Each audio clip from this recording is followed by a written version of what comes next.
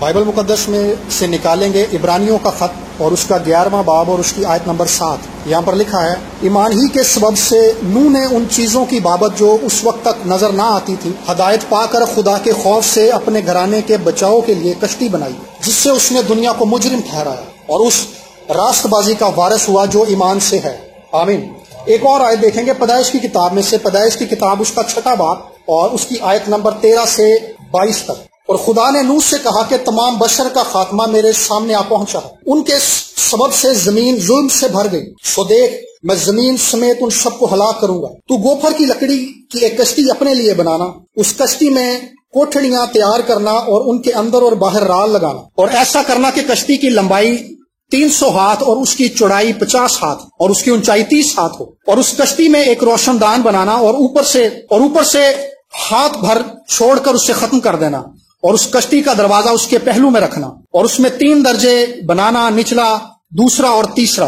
और देख मैं खुद जमीन पर पानी का तूफान लाने वाला हूं, ताकि हर बशर जिसमें जिंदगी का दम है दुनिया से हलाक कर डालूं। सब जो जमीन पर हैं मर जाएंगे, पर तेरे साथ मैं अपना अहद कायम करूंगा, और तू कश्ती में जाना, तू और तेरे साथ तेरे बेटे और तेरी बीवी और तेरे बेटों की बीवियां, और जानवरों की हर किस्म में से 2-2 अपने साथ कश्ती में लेना, कि वो तेरे साथ जीते बचें, वो नर और मादा हों, और परिंदों की हर किस्म में से और चरिंदों की हर किस्म में से, और जमीन पर रेंगने वालों की हर किस्म में से 2-2 तेरे पास आए, ताकि वो बचें। और तू हर एक तरह की खाने की चीज लेकर अपने पास जमा कर लेना, क्योंकि यही तेरे और उनके खाने को होगा।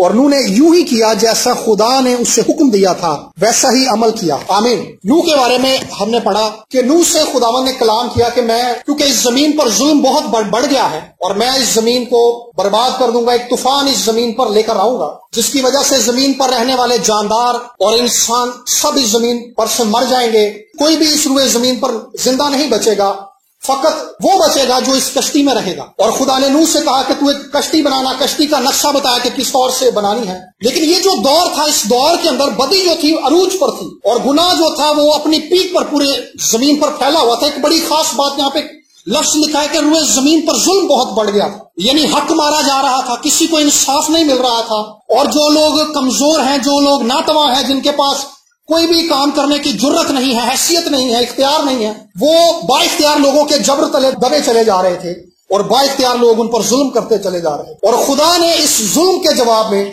उस गुनाह के जवाब में जो इस जमीन पर फैलता चला जा रहा था, खुदा ने नूह से कलाम किया कि तू एक कश्ती बना। एक बड़ी खास बात जो नूह के बारे में है कि नूह जो था वो ईमानदार था पहले ही से, ये खुदा को जानने वाला था। जैसे अब्राहम के ताल्लुक से लिखा है बाइबल में कि वो गैर कौम से खुदा पर ईमान लाया था, नूह ऐसा नहीं था। नूह जिस जनरेशन से था, जिस नस्ल से था, ये हनूक का पोता था। और हनूक को हमने पिछली बार मैंने बयान किया कि जिंदा खुदा ने आसमान पर उठा लिया था। हनूक जो था इसका परदादा था, और ये जिंदा खुदा की तालीम से वाकिफ था। जब भी किसी जनरेशन के अंदर कोई ऐसा शख्स जो जिंदा आसमान पर उठा लिया गया वो अपनी राष्ट्रबाजी के बायस, तो उसकी बातें, उसके वाकया जरूर नस्ल दर नस्ल मुंतकिल होते हैं। जैसे हमने भी इसका जिक्र किया, तो ये खुदा से वाकिफ था।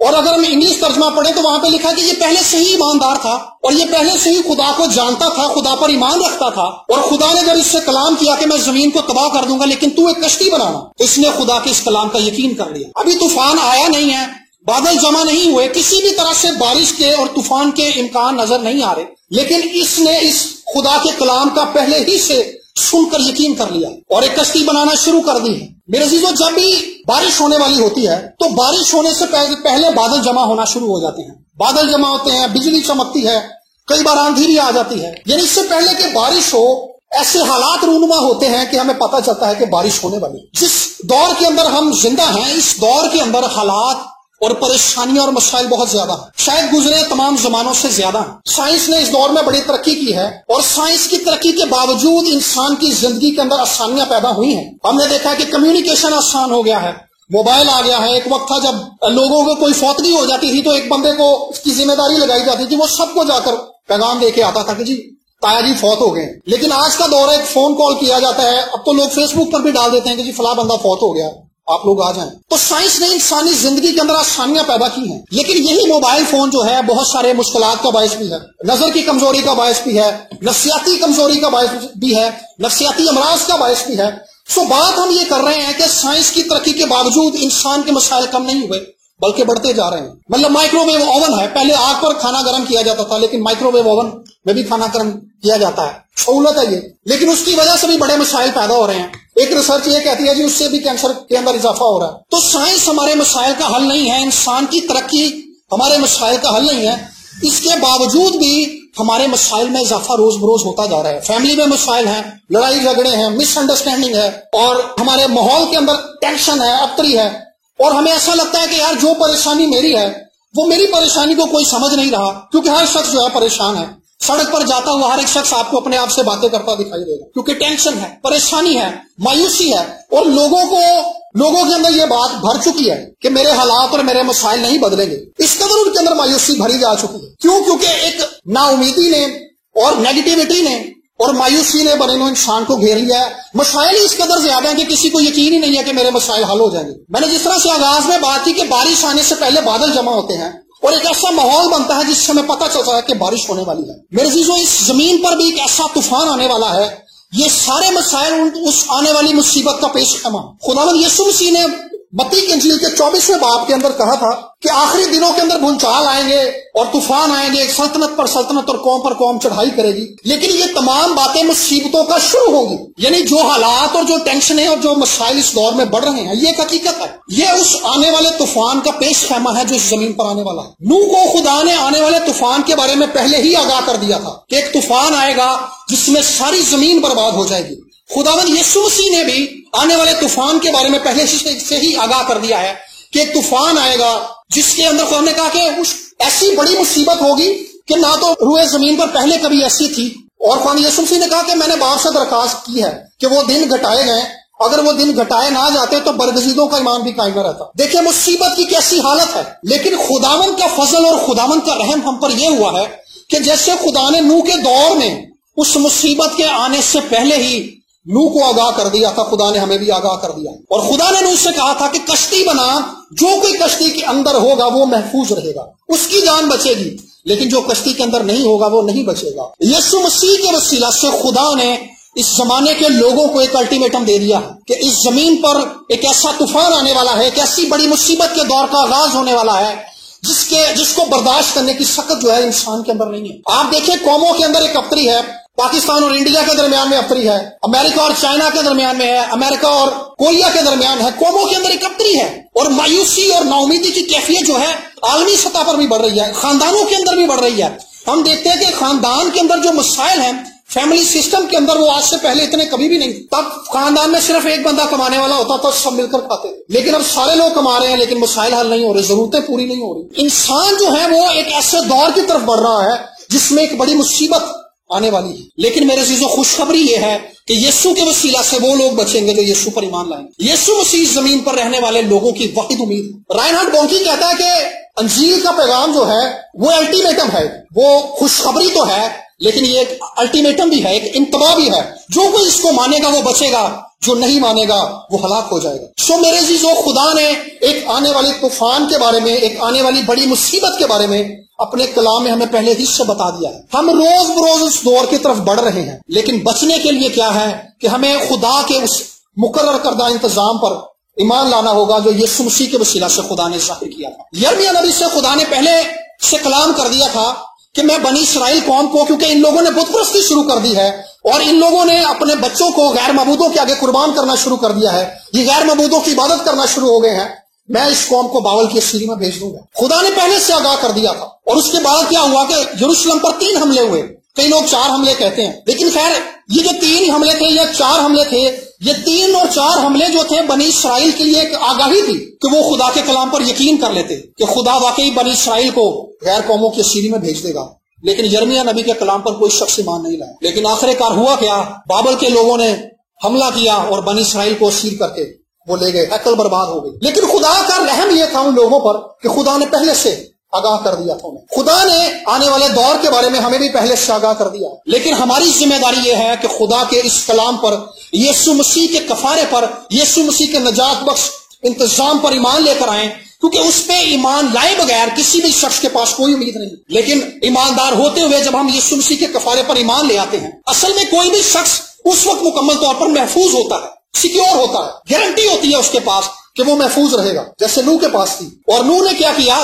120 سال تک، کتنے سال تک؟ 120 سال تک یہ شخص کشتی بناتا رہا ہے، اور 120 سال میں لوگوں نے اس کی مخالفت بھی کی ہے، لیکن یہ شخص خدا کے کلام پر قائم رہا. اس نے اس کلام پر یقین کر لیا تھا کہ جو کچھ خدا نے مجھ سے کہا ہے وہ سچ ہے، اور خدا ہر حال میں اپنے اس کلام کو پورا کرے گا. اور پھر کیا کیا؟ اس شخص نے منادی شروع کی. پطرس کے خط کے اندر لکھا ہے، پطرس کے دوسرے خط کے اندر، دوسرے خط کی 5ویں آیت کے اندر، اور نہ پھر پہلی دنیا کو چھوڑا بلکہ بے دین دنیا پر طوفان بھیج کر راست بازی کے منادی کرنے والے نوح کو اور ماں اور 7 آدمیوں کے بچا لیا. یعنی نوح نے کیا کیا ہے؟ 120 سال کے اندر کشتی بھی بنائی ہے، اور دوسرا اس نے کیا کیا؟ منادی کی ہے. لوگوں کو اس نے بتایا ہے کہ توبہ کرو، ایک طوفان جو ہے اس زمین پر آنے والا ہے، اور جو کوئی خدا کے اس کلام کو قبول کرے گا وہی بچے گا. اور لوگوں نے اس شخص کا مذاق بھی اڑایا ہوگا کہ یار میں بچہ تھا اور بابا جو تھا اس وقت بھی منادی کر رہا تھا، اب میں جوان ہو گیا ہوں، بابا آج بھی طوفان کی منادی کر رہا ہے. خادمین آج بھی اس دور میں منادی کر رہے ہیں، اور بہت سارے خادم جو ہیں مایوس ہو جاتے ہیں منادی کرتے کرتے. ان لوگوں سے بھی میں بات کرنا چاہتا ہوں جو میری آواز سن رہے ہیں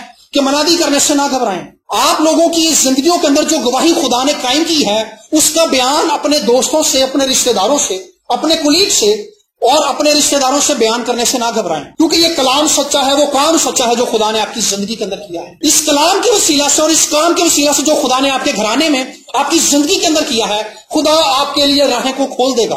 جس طرح سے نوح نے اس کلام پر یقین کر لیا تھا، میرے عزیزو آپ بھی اس بات پر یقین کر لیں کہ خدا سچا ہے. خدا نے آپ کو پہلے ہی سے آگاہ کر دیا ہے آنے والی مصیبت کے بارے میں. اور میں بات کر رہا تھا کہ مسائل کی جو حالت ہے گزرے زمانوں سے بہت زیادہ ہے، لیکن اس زمانے کے اندر خدا نے اپنی رہائی کی قدرت کو بھی اسی طور سے ظاہر کیا ہوا. خدا نے جب یشوع سے کلام کیا کہ تو یرو کی دیوار کے گرد چکر لگاؤ سارے، ایک بڑی خاص بات ہے اس واقعے کے اندر. اور میں نے جب اس واقعے پر غور کیا تو میری سوچ جو تھی مکمل طور پر بدل گئی خدا کے کلام کے وسیلہ سے. یرو کی جو دیوار تھی وہ ایک دم سے نہیں بن گئی تھی. جب یعقوب جو تھا وہ مصر کے اندر جاتا ہے اس وقت اس سے پہلے یرو کی دیوار کا ذکر نہیں ملتا، لیکن یعقوب جو تھا اس سے عہد کیا گیا تھا کہ خدا ملک کنعان کو یعقوب کو اور اس کی نسل کو دے دے گا. لیکن جیسے یعقوب جو ہے مصر میں جاتا ہے اس کے بعد یہ دیوار بننا شروع ہو جاتی ہے. ہماری زندگی کے اندر جو مسائل اور جو حالات ابلیس نے پیدا کیے ہیں وہ ایک دن کے پیدا کیے ہوئے نہیں ہیں. ان کو پیدا کرنے میں ابلیس نے سال لگا دیے، لیکن کیا تھا کہ وہ دیوار بننا شروع ہو گئی. جب بھی کوئی ایماندار اپنی جگہ سے ہٹ جاتا ہے،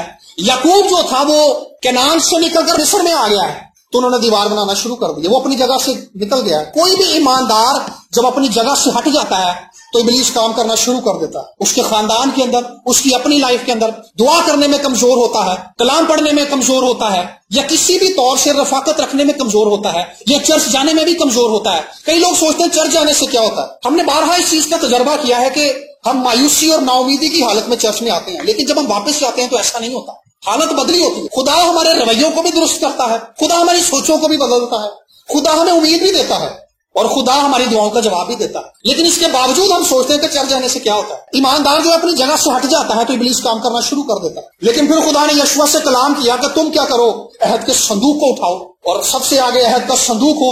کہاتی ہیں وہ عہد کے صندوق کو اٹھائیں اور آگے چلیں، ان کے پیچھے کاہن ہو، اور پھر بنی اسرائیل کی قوم جو ہے ترتیب وار چلے، اور کوئی بھی شخص اور نہ کوئی بچہ نہ کوئی بڑا بولے گا نہیں، بلکہ خاموشی سے وہ یرو کی دیوار کا چکر لگائیں. 7 دن تک وہ چکر لگایا انہوں نے، کوئی بولتا نہیں تھا بلکہ خاموشی سے وہ چکر لگاتے تھے.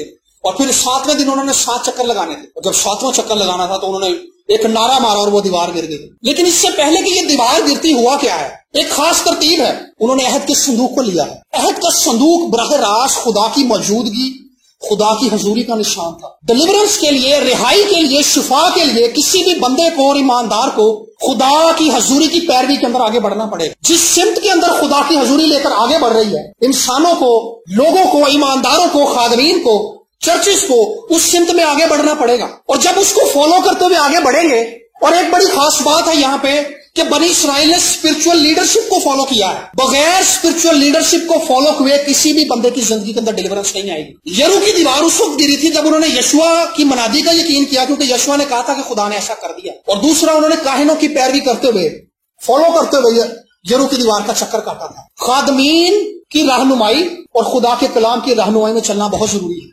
ایمانداروں کے لیے. ہماری زندگی کے مسائل اور جو مایوسی اور ابتری ابلیس نے ہمارے حالات اور ہماری زندگی کے اندر پھیلائی ہوئی ہے، اس کو براہ راست خدا کی حضوری حل کر سکتی ہے، اور کوئی نہیں حل کر سکتا.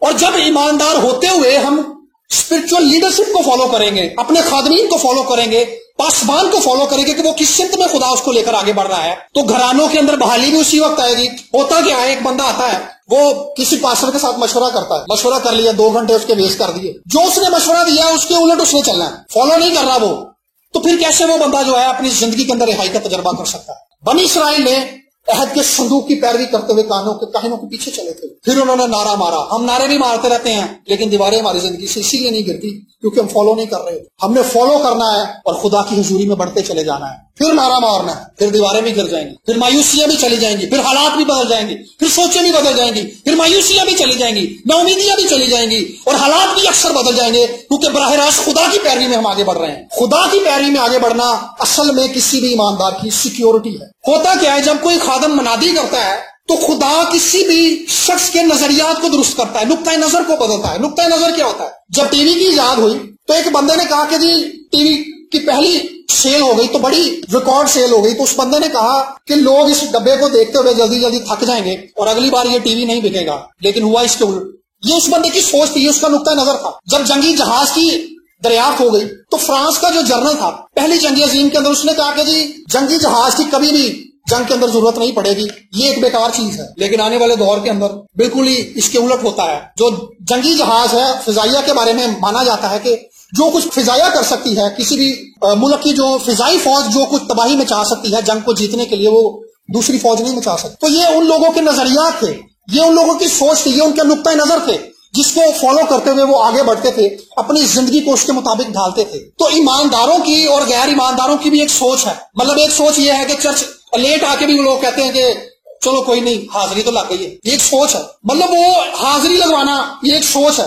कई लोगों की ये सोच है कि यार हालात नहीं बदल सकती, ये सोच है, और उनकी अपनी सारी जिंदगी का दारोमदार जो है इसी सोच पर है। लेकिन जब कोई शख्स खुदा के हुजूर आता है, खुदा का कलाम सुनता है, तो खुदा सबसे पहले उसकी सोच को बदलता है। बगैर किसी की सोच बदले कोई खुदा के साथ चल नहीं सकता। पुरानी सोच को लेकर खुदा के साथ चलना नामुमकिन है। खुदावंद यीशु मसीह ने कहा था कि नई मैं जो है पुरानी मशकों में नहीं भरी जाती। सो खुदा के हजूर में आना, खुदा की हजूरी में बैठना और कलाम को सुनकर रिसीव करना और खुदा के कलाम को मौका देना कि खुदा अपने कलाम के वसीला से हमारे नजरियात को, हमारी सोच को, हमारे नुक्ता नजर को तब्दील। जब कोई शख्स, कोई ईमानदार या कोई शख्स खुदा के कलाम को कबूल करता है और खुदा से कहता है कि खुदा ने अपने इस कलाम के वसीला से मेरी सोचों को बदल दे, तो जैसे ही उसकी सोच बदलती है उसके हालात भी बदलना शुरू हो जाते हैं। तब्दीली का आगाज पहले सोच में होता है, रूह के अंदर होता है, उसके बाद बाकी काम शुरू होते हैं। खुदा यीशु मसीह ने बारहा ये कहा, तेरे लिए तेरे ईमान के मुआफिक हो। यानी अगर वो कम ईमान के साथ आया है तो वैसे ही मुआवजा हो, ज्यादा ईमान के साथ आया है तो वैसे ही मुआवजा हो। तो अगर ईमान नहीं है तो हम उस हालत में खुदा के पास आए हैं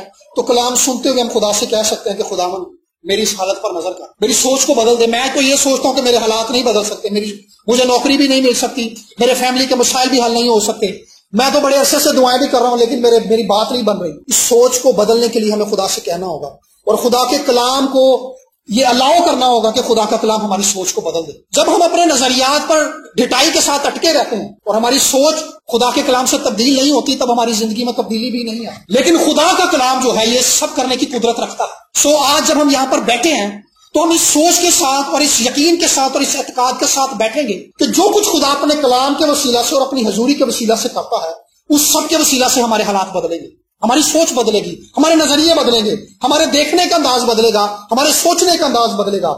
अगर हमारी तरक्की आज तक नहीं हो सकी तो उसकी वजह यही है, हमारी रूहानी तरक्की नहीं हो सकी तो इसकी वजह यही है क्योंकि हमने अपनी सोच को बदलने के लिए खुदा को अलाउ नहीं किया। खुदा के कलाम को हमेशा हमने रेजिस्ट किया है। हमने हमेशा यही सोचा कि खुदा का कलाम शायद भाई शफीक के लिए है या भाई शहजाद के लिए, मेरे लिए नहीं, वो मेरे साथ वाले के लिए जो मेरे राइट साइड पे बैठा है या मेरी लेफ्ट साइड पे बैठा है, मेरे लिए नहीं। जब खुदा के कलाम को हम ये सोचकर कबूल करते हैं कि कलाम मेरे लिए है, तो कलाम किसी भी शख्स पर गालिब आता है और जिस शख्स पर कलाम गालिब आ जाता है वो नूह की तरह 120 साल तक भी कायम रहता है। लोग उसकी हालत को बदल नहीं सकते, लोग चाहे जैसा मर्जी शक्ल ले आए, लोग जितनी मर्जी मुखालफत कर लें, वो कायम रहता है क्योंकि उसने कलाम को कबूल कर लिया था। नूह ने 120 साल तक खुदा के कलाम को कबूल किए रखा। और यहाँ पे एक बड़ी खूबसूरत बात इब्रानियों के खत में लिखी है कि खुदा के खौफ से अपने घराने के बचाव के लिए उसने कश्ती बनाई। यहाँ पर जिस खौफ का जिक्र है ये वैसा खौफ नहीं है कि कोई शख्स जो है थरथराने और कांपने लग जाता है खुदा के खौफ से। इंग्लिश तर्जुमे में यहाँ पर जो लफ्ज इस्तेमाल हुआ है वो रेवरेंस है, यानी इज्जत है।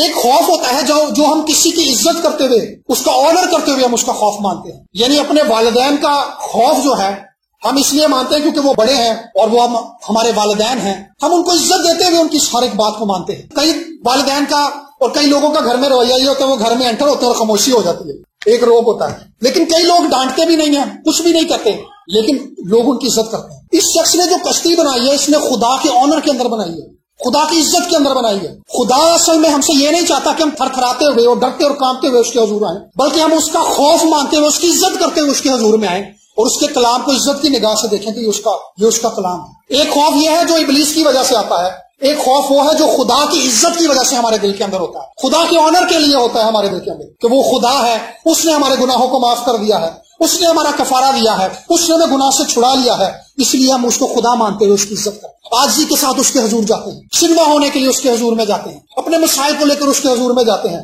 اس کی عزت کرتے ہیں، اس کا آنر کرتے ہیں. نوح نے یہی کیا تھا، اس نے خدا کی عزت کرتے ہوئے، لوگوں کی باتوں کی پرواہ نہ کرتے ہوئے اس نے کشتی بنانی شروع کر. ایماندار ہوتے ہوئے میرے عزیزو ہم نے خدا کا آنر کرنا سیکھنا. کلام کے اندر لکھا ہے کہ جو میری عزت کرتے ہیں میں ان کی عزت کروں. آنر کرنا ہے خدا کا، خدا کے کلام کو آنر کرنا، اور جو کچھ ہم پڑھتے ہیں اس کو اپنے دل میں جگہ دینی ہے. خدا اس کلام کے وسیلہ سے ہماری زندگی کے اندر کام کرے. جب ہم خدا کے کلام کو سن کے چلے جاتے ہیں اور بعد میں اس پر دھیان بھی نہیں دیتے تو یہ اصل میں اس کا آنر نہ کرنا ہوتا ہے. لیکن نوح کی طرح ہم نے اس کلام کو اپنے دل میں رکھنا ہے، چاہے حالات کیسے بھی ہوں، لوگ کیسے بھی ہوں، لوگ جیسی بھی باتیں کریں، ان کے باوجود ہم نے خدا کے کلام کو عزت دینی ہے اور اس عزت کے ساتھ خدا کے حضور میں جانا ہے، کیونکہ وہ خدا ہے. ہم خدا کی اسی لیے عزت کرتے ہیں کیونکہ وہ خدا ہے، وہ عزت اور تعریف اور تمجید کے لائق ہے. ہم اگر خدا کے حضور میں بیٹھے ہیں تو اس کے پیچھے یہ بات ضرور ہے کہ اس نے ہماری زندگی میں کام کیے ہیں، لیکن اس سے بڑھ کر بات یہ ہے کہ وہ اس لائق ہے کہ اس کی عزت کی جائے، وہ اس لائق ہے کہ اس کی عبادت کی جائے، وہ اس لائق ہے کہ اس کی پرستش کی جائے، وہ اس لائق ہے کہ میرے عزیزو اس کی عزت کی جائے، اس کا آنر کیا جائے، اس کا ریگارڈ کیا جائے. اور اس نے خدا کے آنر کے اندر خدا کی تابعداری کی. اس نے کشتی بنائی اور خدا کی تابعداری کی، کشتی بنانا شروع کر دی، اور خدا نے اس کی تابعداری کے جواب میں اس کو اور اس کے گھرانے کو محفوظ رکھا تھا. بخت سنگھ کی ایک بات مجھے بڑی خوبصورت لگتی ہے. وہ بندہ کہتا ہے میں نے خدا سے کہا کہ خداوند میں نے کیرلا سے لے کر کراچی تک میں پیدل آیا ہوں. کیرلا انڈیا کے دوسرے کونے میں ہے اور کراچی پاکستان میں. کہتا میں نے کہا خداوند میں کیرلا سے کراچی پیدل آیا ہوں لیکن میری خدمت کے اندر پھل نہیں ہے. کہتا خدا نے مجھے کہا تو نے میرے کہنے پہ یہ سارا کیا، تو نے تو اپنی مرضی سے کیا. کہہ رہا پھر میں نے کہا خداوند آج کے بعد جو تو کہے گا نا میں وہی کروں گا، تو جہاں کہے گا میں وہیں جاؤں گا. اور ایسا ہی ہوا. وہ شخص صرف دعا میں بیٹھتا تھا، کلام پڑھتا تھا، اور خدا اسے جہاں کہتا تھا، جس گاؤں کے اندر کہتا تھا، وہ وہیں منادی کے لیے جاتا تھا. اور خدا نے عجیب طور سے اس زمین پر اس شخص کو استعمال کیا، اور خدا نے لوگوں کی حالت کو بدل دیا، لوگوں کی سوچوں کو اس کی خدمت میں بدل دیا، گھرانوں کی حالت کو بدل دیا، کیونکہ اس شخص نے خدا کے کلام کو قبول کیا تھا، خدا کی عزت کی تھی اس نے، اور خدا کے کلام کی تابعداری کی تھی. اس کی تابعداری کے جواب کے اندر خدا نے گھرانوں کو بحال کر دیا. میرے عزیزو ہم جتنے یہاں پر ہیں یا جتنے میری آواز سن رہے ہیں، خدا کی تابعداری کرنے میں ہی سلامتی ہے، خدا کے کلام کو قبول کرنے میں ہی سلامتی ہے. اور رابرٹس کہتا ہے کہ خدا نے جب مجھ سے کہا نا، خدا نے مجھے ایک دن کہا کہ تو باہر نکل اپنے گھر سے. خدا نے مجھے زمین دکھائی. کہہ رہا خدا 264 ایکڑ زمین تھی. کہتا خدا نے کہا کہ یہ ساری زمین میں تجھے دے دوں گا اور یہاں پر تو نے یونیورسٹی بنانی ہے، بائبل یونیورسٹی بنانی. کہتا میں نے سوچا کہ جو زمین خدا نے دکھائی ہے اسی زمین کے اندر میرا اپنا کرائے گا گھر ہے، لیکن خدا کہہ رہا ہے میں 264 ایکڑ تجھے دے دوں. کہہ رہا اگلا کام خدا نے کیا کیا؟ کہتا خدا نے مجھے کہا کہ اپنے جتنے تیرے ٹیم کے پادری ہیں سب کو جمع کر دیا اس نے. کہتا خدا نے کہا ان کو سب کو کھڑا کر کے ایمان پہ کلام سنا. جیسے وہ بندہ کلام سنا کے فارغ ہوا ہے، ان سب کے اندر یہ ایمان تھا کہ خدا انہیں وہ زمین دے دے گا، اور خدا نے انہیں وہ زمین دے دی تھی کیونکہ اس شخص نے خدا کی تابعداری کی تھی. اور اس یونیورسٹی سے دنیا کے بڑے خادم پیدا ہوئے. اس زمانے کے اندر بھی خدا نے اس کی تابعداری کے جواب میں لوگوں کی زندگی کے اندر، کلیسیاؤں کے اندر اور گھرانوں کے اندر کام کیا کیونکہ اس شخص نے خدا کی تابعداری کی. میرے عزیزو آج بھی کوئی بھی شخص جو خدا کی تابعداری کرنے کے لیے اپنے آپ کو پیش کر دیتا ہے، خدا اس اکیلے شخص کے وسیلہ سے گھرانوں اور قوموں کی حالت بدل دیتا ہے. کہتا ہے کہ میری ماں نے مجھے ایک ہی بات کہی تھی کہ بیٹا خدا کو obey کرنا، خدا کی تابعداری کرنا، جو کلام خدا تجھ سے کر دے اس سے ہلنا نہ. اور اس کی اپنی زندگی کے اندر یہ بات ظاہر نظر آتی ہے کہ واقعی جو خدا نے اس سے کہا تھا وہ اس کو کر کے زمین سے گیا. اور ایک کامیاب مسیحی زندگی بھی یہی ہے کہ ہم اپنی زندگی کے اندر اس مقصد کو پورا کر لیں جو خدا نے ہماری زندگی کے اندر رکھا ہے. جس کام کے لیے خدا نے ہمیں زمین پر پیدا کیا ہے ہم اس کام کو کر کر اس زمین سے جائیں. یہ ایک کامیاب مسیحی زندگی ہے، اور یہ اسی وقت ہوتا ہے جب ہم خدا کے کلام کو سن کر اس کی عزت کرتے ہیں اور اس کی تابعداری کرتے ہیں. اور نوح نے یہی کیا تھا. نوح نے کشتی بنائی اور پھر طوفان آیا اور نوح اور اس کا گھرانہ بچ گیا، لیکن ساری زمین برباد ہو گئی. اس کی وجہ یہ تھی کیونکہ اس نے خدا کے کلام کو قبول کر لیا تھا، خدا کے کلام کو اس نے دل میں جگہ دی تھی. اس نے 120 سال تک لوگوں کی باتوں کی پرواہ نہیں کی، لوگوں کی سوچوں کی پرواہ نہیں کی. لوگ کیا کہہ رہے ہیں، اس کے اپنے دل میں کیا خیالات اٹھ رہے ہیں. شاید اس کے بچے بھی کہتے ہوں گے کہ ابا جی 120 سال ہو گئے ہیں، کچھ نہیں ہو رہا، نہ بادل جمع ہو رہے ہیں، نہ بارش آ رہی ہے، کچھ نہیں ہو رہا. طوفان کب آئے گا، لیکن خدا کا کلام اپنے وقت پر پورا ہو۔ میرے عزیزو، وہ کلام جو خدا نے وعدہ دیا ہے، خدا اس کلام کو بھی ہر حالت کے اندر پورا کرے، اور جو وعدے خدا نے آپ کی زندگی میں کیے ہیں، خدا ان تمام وعدوں کو پورا کرے گا۔ لیکن ضرورت اس بات کی ہے کہ آپ ان وعدوں کو اپنے دل میں جگہ دیں اور خدا کی تابع داری میں اپنے آپ کو پیش کر دیں، اور ایمان سے اس کے حضور میں آگے بڑھنا شروع کریں۔ آنکھوں کو بند کریں گے، اور میں پاسٹر شہزاد سے گزارش کروں گا کہ وہ دعا میں رہنمائی کریں۔ ہاللویہ۔ سب دعا کیجیے خدا مجھے ایمان میں مضبوط